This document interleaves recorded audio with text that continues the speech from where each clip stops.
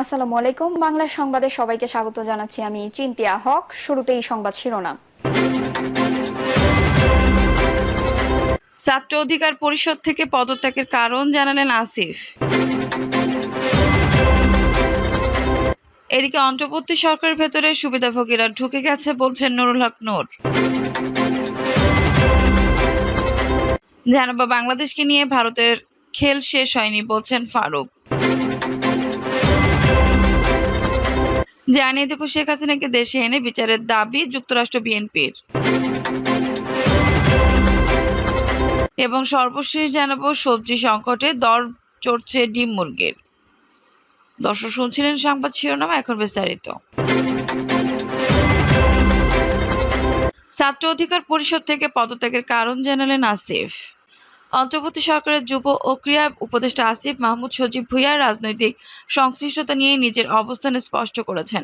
শনিবার সামাজিক যোগাযোগ মাধ্যম ফেসবুকে তার ভেরিফাইড অ্যাকাউন্ট থেকে দেওয়া এক পোস্টে তিনি বিষয়টি স্পষ্ট করেছেন। আসিফ মাহমুদ লিখেন, একটা বিষয় স্পষ্ট করা প্রয়োজন হয়ে পড়েছে। বর্তমানে আমার কোনো রাজনৈতিক সংশ্লিষ্টতা নেই।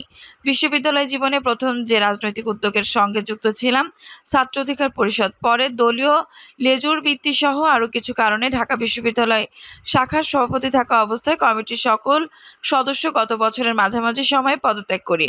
যদিও এসব বিষয় সামনে আনতে চাইনি, তবে অনেক জায়গায় বিভ্রান্ত সৃষ্টি হওয়ার স্পষ্ট করার প্রয়োজন অনুভূত হলো। এখন জাতীয় ঐক্য ধরে রেখে সংস্কার ও পুনর্গঠনই অন্যতম লক্ষ্য। কোটা সংস্কার আন্দোলনে আসিফ সামনে থেকে নেতৃত্ব দেন এবং গুরুত্বপূর্ণ ভূমিকা পালন করেন। শিক্ষার্থীর হত্যা ও বিনা বিচারে আন্দোলনকারীদের নির্যাতনের জন্য অতি মানবীয় ভূমিকা পালন করেন তিনি ও তার সংগঠন বৈষম্য বিরোধী ছাত্র আন্দোলন। অন্তর্বর্তী সরকারের ভেতরে সুবিধাভোগীরা ঢুকে গেছে বলছেন নুরুল হক নূর। গণ অধিকার পরিষদের সভাপতি নুরুল হক নূর বলেন, বর্তমান সরকারের ভেতরে সুবিধাবাদীরা ঢুকে গেছে। এই এনজিও মার্কা সরকার নিয়ে খুব বেশি দূর এগোনো সম্ভব না। নুরুল হক নূর বলেন, বাংলাদেশ পেশাজীবী অধিকার পরিষদ 1 বছর আগে ডক্টর ইউনূসকে নিয়ে প্রোগ্রাম করেছিল। শিরোনাম ছিল বিচারিক হয়রানি ও ডক্টর ইউনূস তখন অনেক ঝুঁকি থাকা সত্ত্বেও আমরা এই কাজটি করেছি। আমাকে 19 জুলাই আটক করে কি পরিমাণ নির্যাতন করেছিল তা আমার সঙ্গে যারা ছিলেন তারা জানেন। আমি আদালতেও বলেছিলাম এই ফ্যাসিবাদ টিকবে না, যার জন্য আমাকে আরও বেশি নির্যাতনের শিকার হতে হয়েছে। 1 বছর আগে আমরা বলেছিলাম 2 বছরের জন্য জাতীয় সরকার গঠন করতে হবে। এখন সেই পরিস্থিতি তৈরি হয়েছে। তিনি আরও বলেন, আমরা বলছি সরকারকে জাতীয় সরকারের রূপ দিতে। অনেকে ভাবতে পারেন আমি উপদেষ্টা হওয়ার জন্য বলছি। আমি এখানে ঘোষণা দিচ্ছি আমি এই সরকারের পার্ট হব না, তবে সরকার চাইলে আমরা প্রস্তাব দিতে পারি। এই সরকারে যারা আছে তাদের কয়েকজন এই ফ্যাসিবাদের বিরুদ্ধে রাজপথে সরব ছিল, অথচ যারা রাজপথে ছিল তাদের মূল্যায়ন করা হয় নাই। আওয়ামী লীগ সরকারের পতনে আন্দোলন একদিনে হয়নি, যা নিয়ে গণ অধিকার পরিষদের সভাপতি বলেন, গত কয়েক বছর ধরে এর পটভূমি রচিত হয়েছে। 2018 সালের আন্দোলন না হলে 24 সালে এই আন্দোলন হতো কি না সন্দেহ। এই আন্দোলনের সামনের সারির অনেকেই আমাদের ছাত্র অধিকার পরিষদে ছিল। তাই বলে আমরা তো নিজেদের মাস্টার মাইন্ড দাবি করতে পারি না। এই আন্দোলনে বিএনপি জামায়াতের অংশগ্রহণ না থাকলে আন্দোলন সফল হতো না। এখন হুট করে নির্বাচন দিলেই বর্তমান পরিস্থিতি স্বাভাবিক হবে না, কারণ অনেকের অনেক ক্ষুধা রয়েছে। নূর বলেন, ডক্টর ইউনূস স্যারের আন্তর্জাতিক যে যোগাযোগ রয়েছে, যেভাবে বিশ্ব নেতারা তাকে সম্মান করেন, এটা আমাদের গর্ব। আমাদের ডক্টর ইউনূসের উপর আস্থা রয়েছে, কিন্তু আশঙ্কা তার চারপাশের লোকদের নিয়ে। দেশের সংস্কার সম্পন্ন করতে হবে। দ্বিকক্ষক বিশিষ্ট ও সংখ্যানুপাতিক নির্বাচন ব্যবস্থা চালু করতে হবে। পার্বত্য চট্টগ্রামকে অস্থিতিশীল করার জন্য ভারত ষড়যন্ত্র করছে। পাহাড়িদের ভারত উস্কানি দিচ্ছে। এসব ষড়যন্ত্র মোকাবেলা করার জন্য সবাইকে সজাগ থাকতে হবে। সামনে দুর্গা পূজা আসছে, সবাইকে সতর্ক থাকতে হবে। সর্বোচ্চ নিরাপত্তার ব্যবস্থা করতে হবে, যাতে সনাতন ধর্মের লোকেরা পূজা পালন করতে পারে। আশঙ্কা রয়েছে ভারতের গোয়েন্দা সংস্থা হামলা করে বিশ্বকে দেখাতে পারে সাম্প্রদায়িক দাঙ্গা হয়েছে। দলের সাধারণ সম্পাদক মোহাম্মদ রাশেদ খান বলেন, রাষ্ট্র সংস্কারে রাজনৈতিক দলগুলোর সহযোগিতা নিতে হবে। রাজনৈতিক দলগুলোকে সংস্কার আলাপের বাইরে রাখা বিরাজনীতিকরণের অংশ। শপথের 50 দিন অতিবাহিত হলেও এখনো কোনো কিছু সরকার নিয়ন্ত্রণ করতে পারেনি। এভাবে সবকিছু নিয়ন্ত্রণের বাইরে থাকলে আরেকটি 1-11 সৃষ্টি হবে। এখন পর্যন্ত শেখ পরিবারের কেউ গ্রেপ্তার হয়নি। আওয়ামী লীগ হাইকমান্ডের কেউ আটক হচ্ছে না। শেখ হাসিনাকে ফিরিয়ে আনার উদ্যোগ দেখছি না। গণহত্যার নির্দেশ দাতাদের গ্রেপ্তার না করে কিসের রাষ্ট্র সংস্কার? সেনাবাহিনীর হাতে 626 জন আশ্রয় নেওয়াদের নাম কেন অন্তর্বর্তীকালীন সরকার প্রকাশ করছে না? এই তালিকা কেউ পালিয়ে গেলে দায় সরকারকে নিতে হবে। আমরা সরকারকে সহযোগিতা করতে চাই। এবার রাষ্ট্র সংস্কার না হলে বাংলাদেশ ব্যর্থ হয়ে যাবে। সুতরাং রাষ্ট্র সংস্কার রোডম্যাপ প্রকাশ করুন। আপনাদের পরিকল্পনা আমরা জানতে চাই। পরিকল্পনা ব্যতীত কোনো রাষ্ট্র চালানো যায় না। বাংলাদেশকে নিয়ে ভারতের খেল শেষ হয়নি বলছেন ফারুক। বাংলাদেশকে নিয়ে ভারতের খেল এখনো শেষ হয়নি বলে মন্তব্য করেছেন বিএনপি চেয়ারপারসনের উপদেষ্টা জয়নুল আবেদীন ফারুক। বাংলাদেশকে নিয়ে নতুন ষড়যন্ত্র শুরু হয়েছে দাবি করে তিনি বলেন, আওয়ামী লীগের জন্য বিগত দিনে আমরা ভারতের বিরুদ্ধে কোনো প্রতিবাদ করতে পারিনি। ফেলানির লাশ ঝুলে রেখেছে, আমরা প্রতিবাদ করেও কোনো বিচার পাইনি। জয়নুল আবেদীন ফারুক বলেন, আমি জোর গলায় বলতে পারি আওয়ামী লীগ কখনো মুক্তিযুদ্ধের সপক্ষের শক্তি ছিল না। আওয়ামী লীগ কোনোদিনই মুক্তিযুদ্ধ চায়নি, মুক্তিযুদ্ধের স্বাধীনতাও চায়নি। শেখ মুজিবুর রহমান ইয়াহিয়ার সাথে ভুট্টোর সাথে আলোচনা করে পাকিস্তানের প্রধানমন্ত্রী হতে চেয়েছিলেন।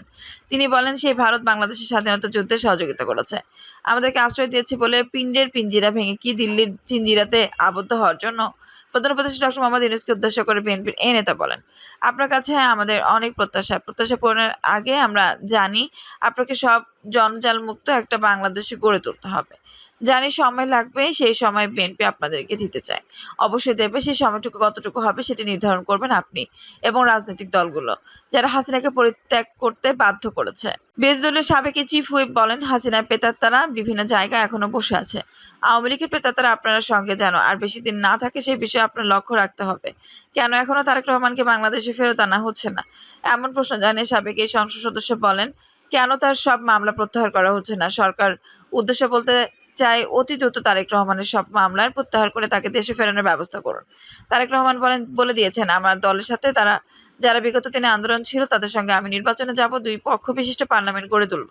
2বারের বেশি কেউ প্রধানমন্ত্রী থাকতে পারবে না, এরকম উজ্জ্বল নক্ষত্র নেতার প্রয়োজন বাংলাদেশে। তাই আমরা মনে করি বাংলাদেশের রাজনীতিতে আপনি অন্যান্য একটা উদাহরণ সৃষ্টি করবেন। শেখ হাসিনাকে দেশে এনে বিচারের দাবি যুক্তরাষ্ট্র বিএনপির। অন্তর্বর্তীকালীন সরকার প্রধান উপদেষ্টা ডক্টর মোহাম্মদ ইউনূসকে সমর্থন জানিয়ে জাতিসংঘ সদর দপ্তরের সামনে সাবেক সমাবেশ করেছেন যুক্তরাষ্ট্র বিএনপি অঙ্গ সংগঠনের নেতাকর্মীরা।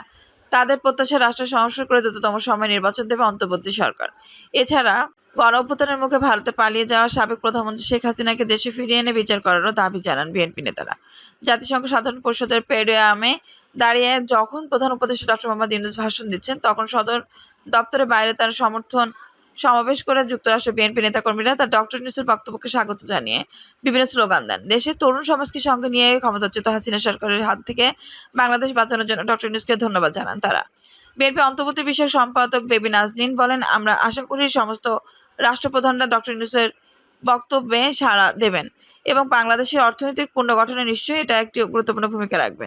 এই অন্তর্বর্তীকালীন সরকার একটি যৌক্তিক সময়ে সংস্কারগুলো করবেন এবং যৌক্তিক সময় বাংলাদেশের মানুষের যে দাবি গণতান্ত্রিক ভোটের অধিকার সেটি ফিরিয়ে দেবেন। বিএনপির আন্তর্জাতিক সম্পাদক আনোয়ার হোসেন খোকন বলেন, প্রত্যেকটা দেশের রাষ্ট্র ও সরকার প্রধান সেখানে অবস্থান করেছিলেন। এর মধ্য দিয়ে তিনি প্রমাণ করেছেন তিনি শুধু বাংলাদেশের নেতা নন, তিনি একজন বিশ্ব নেতা। আমরা গর্বিত তার মতো একজন সরকার প্রধান পেয়ে। সবজি সংকটের দর চড়ছে ডিম মুরগির। সপ্তাহ ব্যবধানে বেশিরভাগ সবজির দাম কেজিতে বেড়েছে 10 থেকে 20 টাকা। ব্যবসায়ীরা এই জন্য ছুতো বানিয়েছেন বৃষ্টি ও বন্যাকে।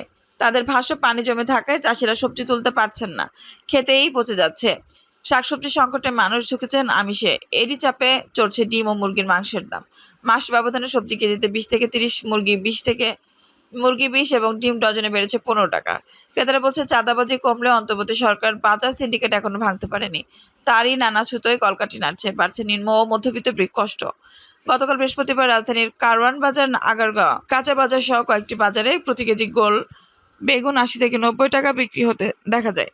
গত সপ্তাহের তুলনায় 10 থেকে 20 টাকা বেড়েছে। পটল, ঢ্যাঁড়স, চিচিঙ্গা 50 থেকে 60 টাকা বিক্রি হচ্ছে, যা গত সপ্তাহে ছিল 40 টাকার কাছাকাছি। একইভাবে 10 থেকে 20 টাকা পর্যন্ত বেড়ে বরবটি, করলা ও লম্বা বেগুন বিক্রি হচ্ছে 70 থেকে 80 টাকায়। অবশ্য 1 মাস আগে এসব সবজির দাম 20 থেকে 30 টাকা কম ছিল। কাঁচামরিচের দাম ওঠানামা করছে, কোথাও 200 আবার কোথাও 240 টাকা কেজি বিক্রি হচ্ছে। দিন চারেক আগেও ছিল 160 টাকা, 50-55 টাকা পর্যন্ত বেড়ে স্থিতি পেয়েছে আলুর দাম। কারণ বাজারে সবজি বিক্রেতা মিজানুর রহমান বলেন, টানা বৃষ্টির কারণে খেতে নষ্ট হয়ে যাচ্ছে সবজি। বাজারে পর্যাপ্ত না আসায় দাম বেড়েছে কিছু কিছু জায়গায়। আবারও নেতা যাতায়াত দিতে যাচ্ছে। আবারও নেতাদের চাঁদা দিতে হচ্ছে, এর প্রভাবও পড়েছে। সবজি ব্যবসায়ীরা বলছেন বর্ষার সবজি সরবরাহ কম থাকায় এ সময় বেশিতে সবজি গাছ মারা যাচ্ছে। খেতে পানি জমে যাওয়ায় সবজি তোলা যায় না, পচে ঝরে পড়ে। ডিম ও মুরগি ব্যবসায়ীরা বলছে বাজারে সবজির অকাল থাকায় মানুষ ডিম মুরগির মাংসে ঝুঁকছেন। সাম্প্রতিক বন্যায় পূর্বাঞ্চলের কয়েকটি জেলায় বহু খামার তলিয়ে নষ্ট হয়ে গেছে। চাহিদা উৎপাদনের মধ্যে ফারাক তৈরি হয়েছে, যা দামকে উস্কে দিচ্ছে। পাইকারি বাজারে ফার্মের বাদামি রঙের ডিম 160 টাকা ডজন বিক্রি হলেও মহল্লার দোকানে বাড়ছে 165। 5 আগস্ট শেখ হাসিনা সরকার পতনের পর ডিম 135 থেকে 150 টাকায় নেমেছিল। ব্রয়লার মুরগির দামও কমে হয়েছিল 160 থেকে। তবে গত 3 সপ্তাহে আবারও বেড়ে আগের অবস্থানে গেছে। গতকাল ব্রয়লার মুরগি 180 থেকে 190 ও সোনালী মুরগি 250 থেকে 270 টাকা বিক্রি হয়। এদিকে জাতীয় ভোক্তা অধিদপ্তর সংরক্ষণ অধিদপ্তরের উদ্যোগের গতকাল তেজগাঁও ডিম ব্যবসায়ী বহুমুখী সমবায় সমিতির মতবিনিময় সভায় সেখানে সমিতির সভাপতি আমানত উল্লাহ বলেন, 2012 সালে বার্ড ফ্লু দেখা দিলে ডিমের উৎপাদন হাফ কেজির থেকে টাঙ্গাইল, কিশোরগঞ্জ, ময়মনসিংহ কয়েকটি জেলায় স্থানান্তর হয়। এখানে উৎপাদক ছাড়াও মধ্যস্থভোগী কাজ করেন। পাইকাররা এই চক্রের কাছে জিম্মি, এজন্য বাড়ছে ডিমের দাম। আবারও বন্যায় অনেক খামার ক্ষতিগ্রস্ত হয়েছে। সমিতির সাধারণ সম্পাদক হানিফ মিয়া বলেন, কর্পোরেট প্রতিষ্ঠান তাদের পর্যাপ্ত ডিম সরবরাহ করে না, এই কারণে বাজারে স্থিতিশীলতা দেখা দিয়েছে। দর্শক, এই ছিল এখনকার সর্বশেষ সংবাদ। নিউজটি ভালো লাগলে অবশ্যই একটা লাইক দিন, কমেন্ট আপনার মূল্যবান মতামত জানান। সবসময় আমাদের পাশে থাকতে সাবস্ক্রাইব করে বেল বাটনটি অন করে রাখুন। ধন্যবাদ।